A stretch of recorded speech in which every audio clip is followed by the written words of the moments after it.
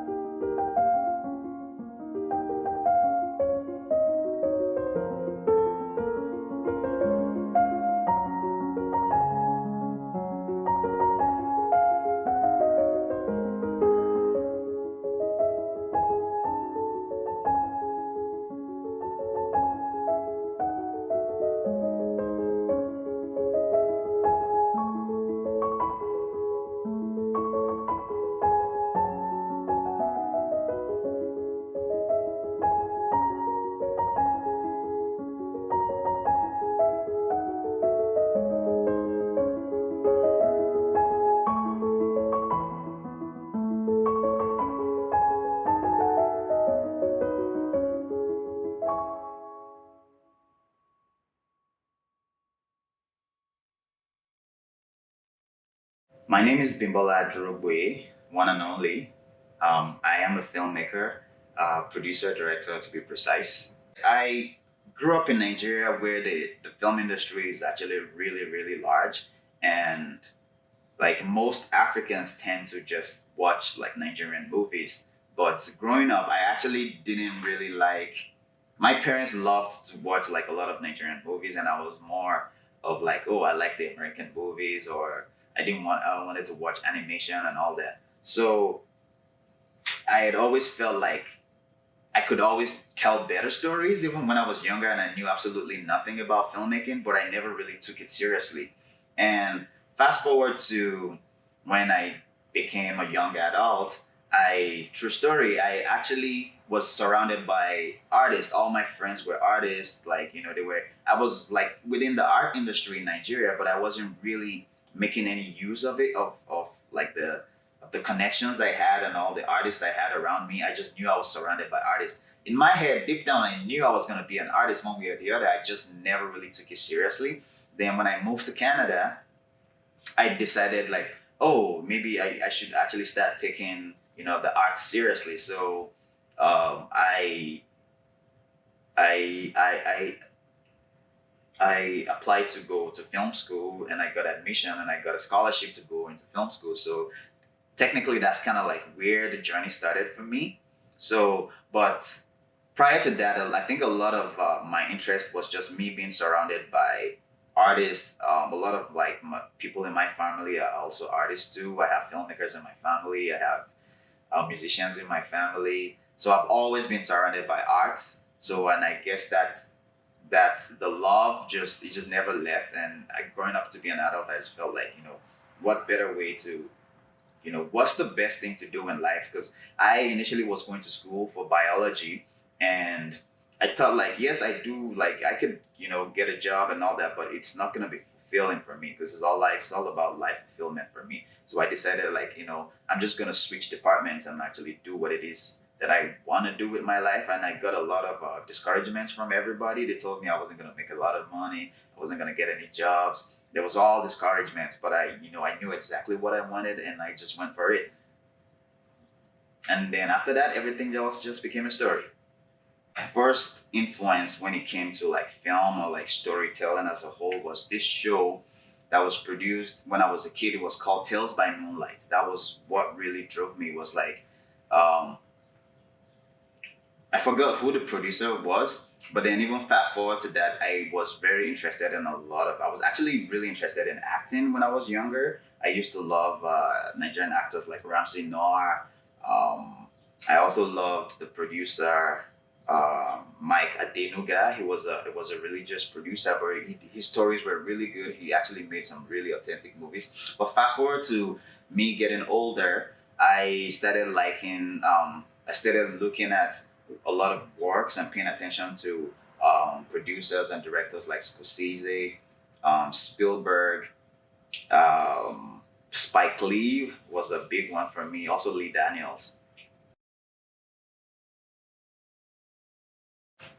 The first project I worked on in the film industry is, I believe, a short film called A Pail of Water, or it could have been a music video that I shot for an artist. It's been a few years now, so I don't remember correctly. But if I have to pick, I'd say A Pail of Water. Oh, prior to that, I also did a lot of acting in high school. So I guess in a way, I started building myself up, but on a more advanced level. The first project I worked on was a short film called A Pail of Water, and I think my role on that was I think I was on camera, if I remember correctly. A Pail of Water. Me and Bimbola met through mutual friends, and I started attending a few of the events that he would go and film, and I just I fell in love with the art, and he's a very, very willing, helpful person. And when I asked him if he would be willing to teach me the art of the film industry and videography and all of that, he had no hesitation and jumped right in to help me learn. The first project that we worked on together was his TV show called Get Smart. It's a random street trivia show, and I thought it was the coolest idea in the world. And it just turned out that I was able to help him when a lot of people in his circle were busy with other projects or family or work.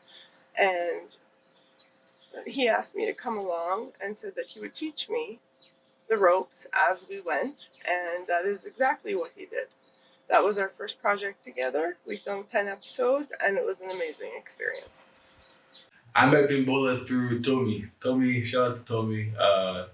We actually we were working in another video production company at the time, and we're trying our best to create new work for the city.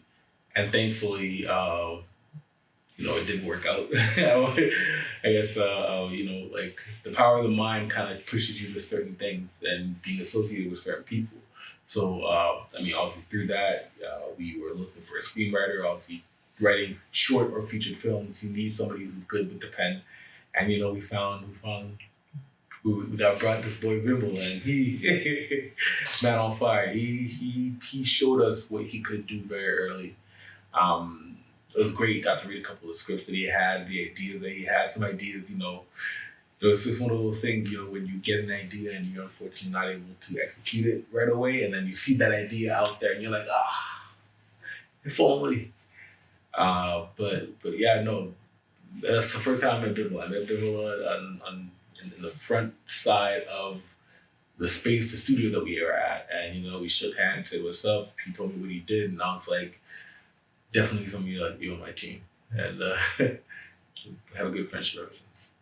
I think I remember the first project that we worked together. It was actually at that studio. We were filming just a teaser for a show that just unfortunately never really materialized. But it was these two girls that came in. We had the background, he had the camera, and I'd come in a little bit earlier than I was supposed to, and I was able to capture this last little bit of him filming.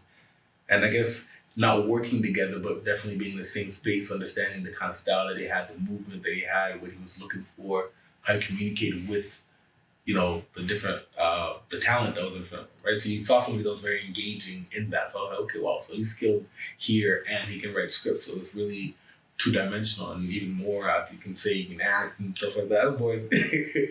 But no, it definitely allowed me to really understand who he was. And since then, we've worked on a few other projects. Obviously, he's had his own show with trivia. I was lucky enough to be part of like the questionnaire in the background, and a line producer. So being able to step behind the scenes and be able to step behind the camera on production days and even post-production days sometimes, right?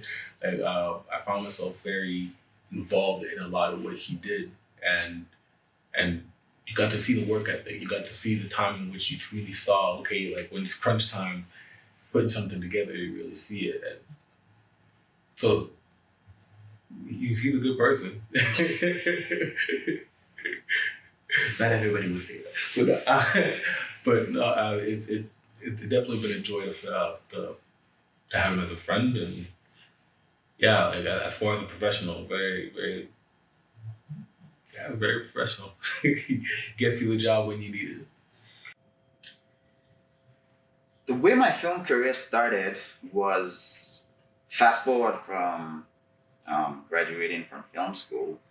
I actually did go. I got a job with a small production company, and I started doing service videos. We did like videos for like different agencies and like small commercials and all that, but it didn't seem like it was very fulfilling for me. So I always wanted to like actually work on set, and so I actually had an opportunity. I've had like the opportunity to actually be on some bigger films on actually like a major set, but that also it didn't feel very fulfilling for me. So basically what I wanted to do, I've always wanted to be like an independent producer. I never just wanted to be like part of the union. Like I've always wanted to do things for myself as an independent producer. So basically I started applying for like jobs.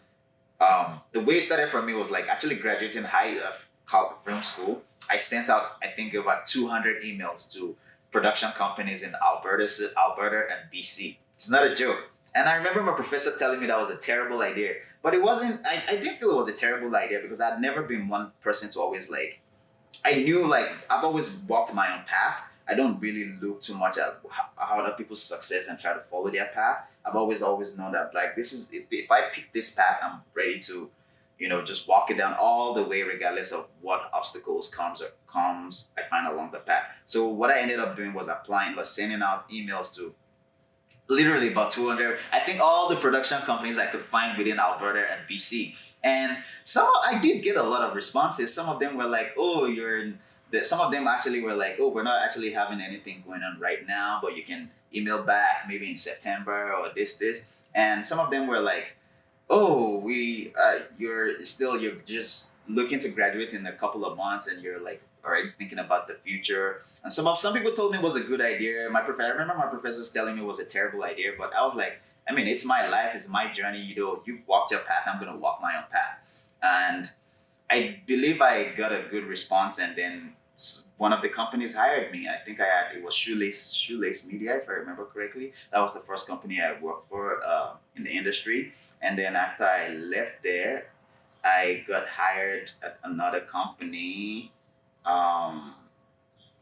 I forget what that one is. And I also worked, I did some background background roles. I also worked a little bit in the industry to get some experience. But it overall, it didn't feel fulfilling for me. So I actually got another job at Alberta Film Studio with a company called ImageWorks Alberta.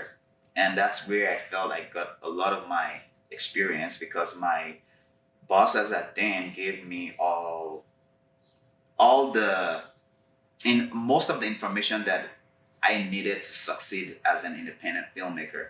So because he had been in the industry prior for I think about 40 years with a bunch of awards, his wife is also a major influencer in Alberta. Both of them are actually really big in the industry in Alberta, and I was lucky enough that the film school that I went to also gave us like network connection, like networking. Where it's like I started meeting like top producers in Alberta. I was attending like awards. I became a member of the Alberta Motion Picture Association, And so all these little things that I was doing was actually preparing me for the future of being an independent filmmaker. I process of creation from inception to create to completion is I guess it's a little bit hard to explain because it's in this industry it just doesn't flow like that. But I will come back to story again. So like the first step is like coming up with an idea. That's like usually the first step. It's like, okay, I have this idea, and I could have had this idea for like, at the back of my head for like, maybe 3 months. Then gradually I start building it. The first step is like, I look at how can I turn this idea into a story. So basically I start doing research. First things first is research based on the idea. And when I'm done my research, I sometimes partner up with like a writer, or if I choose to like have some freedom, and I just like write. I just turn the idea into a readable story. So sometimes it could be a short film, it could be like a documentary, it could be like a full feature length film, but it always ends up turning into the story. And then the next step after that is kind of like having to find budgets. And once you get your budgets, then you start putting a crew together. So you look for as a producer, so basically you find a budget and you put a crew together. If you're looking to direct it, then you might be in charge of that. But usually, first thing you want to look for your directors, you're doing the casting with the agency. Depending on how big your budget is, you look for your production managers, the production assistants. Basically, you start with the story. Once the story is completed, you find budgets. Once you get your budget, I go look for a crew.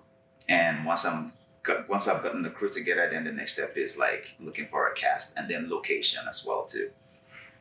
And that's just like the basics. They're still like, because like filmmaking as a whole is like it's a whole process. So like that's just like the basics of like how I get from inception to completion. Way I believe I handle stress and unforeseen circumstances is because on every set, on every gig, on every job, there's always going to be unforeseen circumstances. I believe it's as long as you're for me, actually, let me put it this way. I think I generally am a very innovative person, and I generally do not stress as much as other people. And so I feel that alone helps me sit back, take a step back, and actually look from the outside, or try to look at what the problem is from the outside and see what it is I'm missing, instead of just panicking and like thinking of like I just take a step back and like look at it, or I can sleep on it. Like I can just take a day and like, you know what, I know I'm stressed about this right now, but I'm not gonna let it take the best of me. So basically what I do is like I might just sleep on it or just think about it for hours, and then before I know, I already figured out a way that it just happens for me. I don't even know how to explain it. It's just I just don't know how to stress.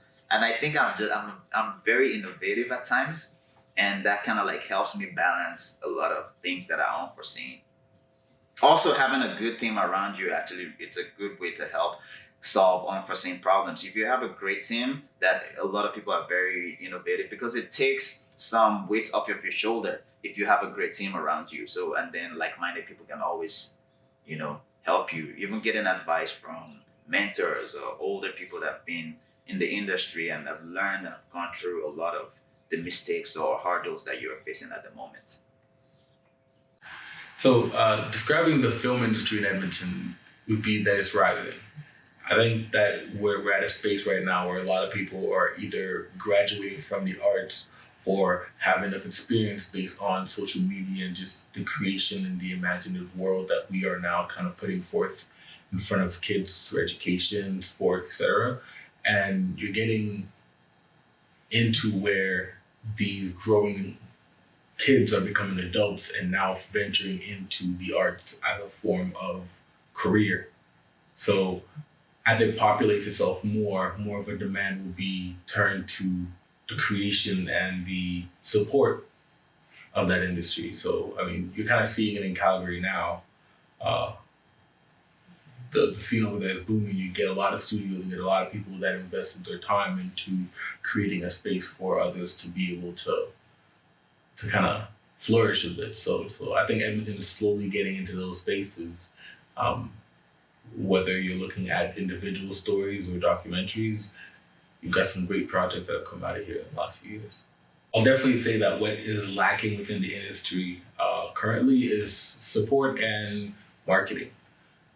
You can have great projects, but if people either don't know about it or there's no way for you to create a demand for what you're doing, then unfortunately you fall into a gap where you can only get what you can get, right?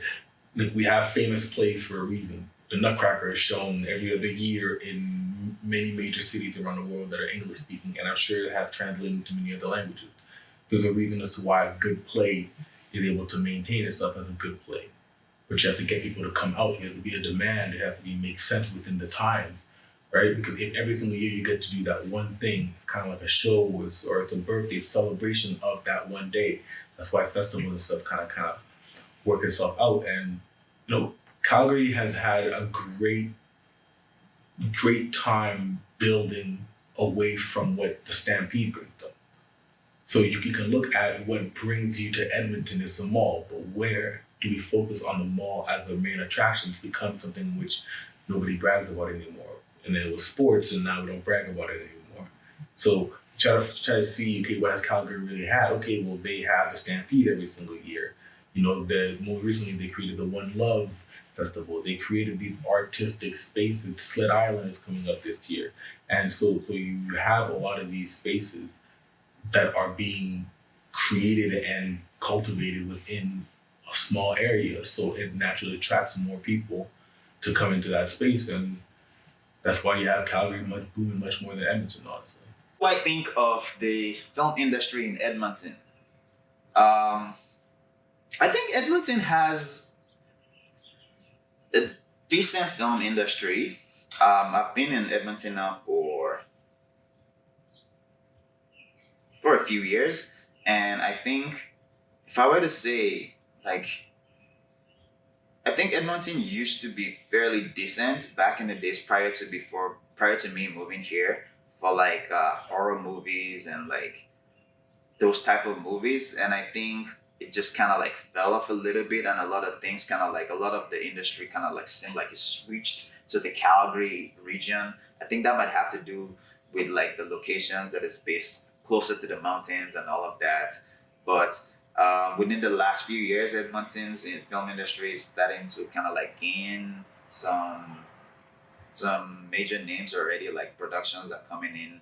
I think The Last of Us was shot between Calgary and Edmonton as well too, and in the independent sense too, there are people out here who are actually making moves. You just kind of have to be within the community, but I also feel like there are things that are lacking, within the industry,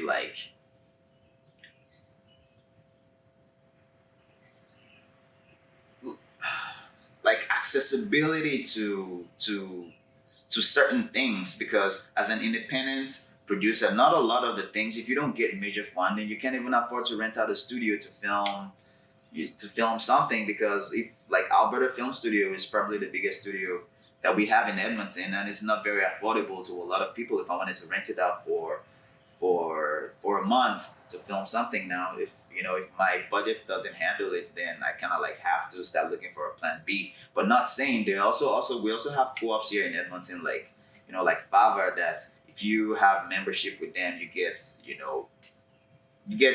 things, and you get equipment, you can get studio spaces and stuff for a very, very good discounted rate. But overall, I think the film industry in Edmonton is fairly decent. It's growing, but as an independent, I feel like it'd be easier if the community of the filmmakers itself kind of came together, and because it just felt like everybody's just out doing their own thing. So the community does exist, but it's not as, what's the word? It's not as organized or as concrete as it should be. But it is, within the last few years, it's definitely growing. And with I believe with The Last of Us that just shot, that I believe maybe a lot more bigger productions is going to be coming to Edmonton, and not just all of them just stay within the Calgary area.